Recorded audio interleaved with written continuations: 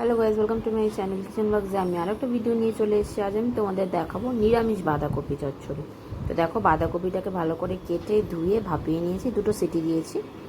তো চলো এবার তোমরা পুরো ভিডিওটা দেখতে থাকো। বাঁধাকপি অবশ্যই ভাপিয়ে নেবে, তাহলে যাদের গ্যাস অম্বলের সমস্যা আছে তাদের একদমই গ্যাস অম্বল হবে না। তো চলো তোমরা পুরো ভিডিওটা দেখতে থাকো।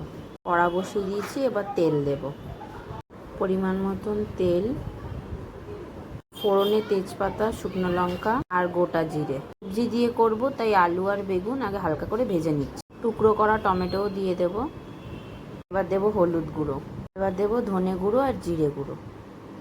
এর মধ্যেই দেব পরিমাণ মতো লবণ। সব কিছু একসাথে ভালো করে মিশিয়ে নেব। এগুলো একটু ভাজা ভাজা হয়ে গেছে, এবার বাঁধাকপি আর চেরা কাঁচা লঙ্কা সময় নিয়ে সব কিছু একসাথে ভালো করে মিশিয়ে নেব। মশলার সাথে সবজিগুলো ভালো করে মিশিয়ে নিই। তার মতো জল দিলাম যাতে আরেকটু ভালো করে সবজিগুলো সিদ্ধ হয়ে যায়। স্বাদ আসার জন্য অল্প একটু চিনি দিলাম। নিরামিষ বাঁধাকপির চচ্চড়ি একদম রেডি। গরম ভাতের সাথে, পরোটা বা রুটির সাথে ভীষণ ভালো লাগে। তোমরা হয়তো একবার ট্রাই করো, ভীষণ খিচুড়ির সাথেও ভালো লাগে। ভালো লাগলে প্লিজ লাইক কমেন্ট শেয়ার করে দিও। টাটা।